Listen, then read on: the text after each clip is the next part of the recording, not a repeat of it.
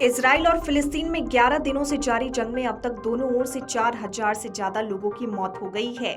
फिलिस्तीन के 2800 से ज्यादा लोगों की मौत हो चुकी है, तो इजराइल के 1400 लोगों की जान जा चुकी है।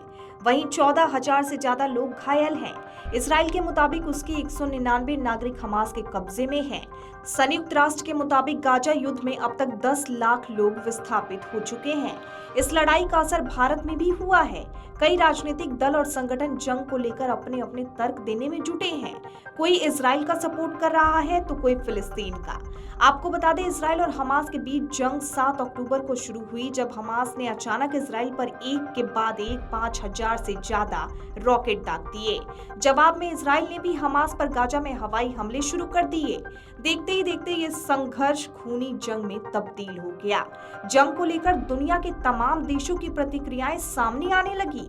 इस दौरान प्रधानमंत्री नरेंद्र मोदी ने हमास के हमलों की निंदा की और कहा कि इस कठिन वक्त में भारत इजराइल के साथ खड़ा है।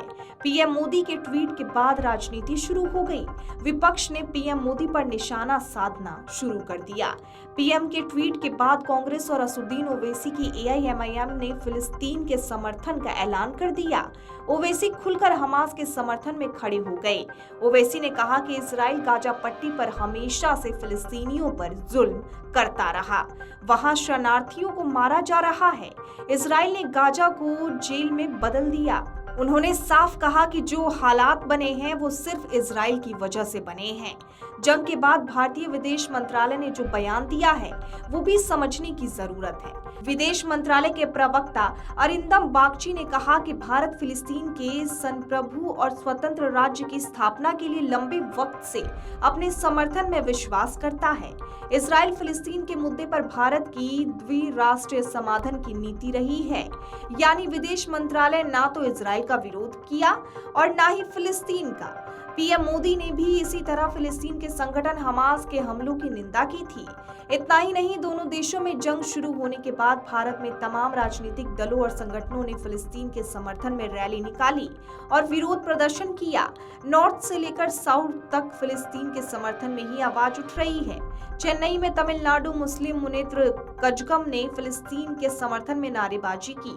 वहीं कोलकाता में माइनॉरिटी यूथ फोरम के सदस्यों ने भी फिलिस्तीन का समर्थन किया।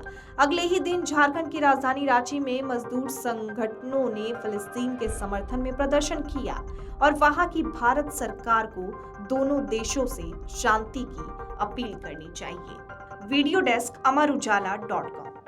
अमर उजाला अब आपके टीवी पर भी।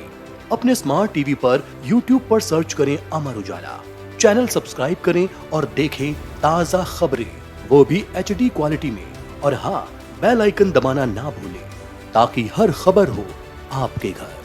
अमर उजाला, निष्पक्ष, निर्भीक, निरंतर।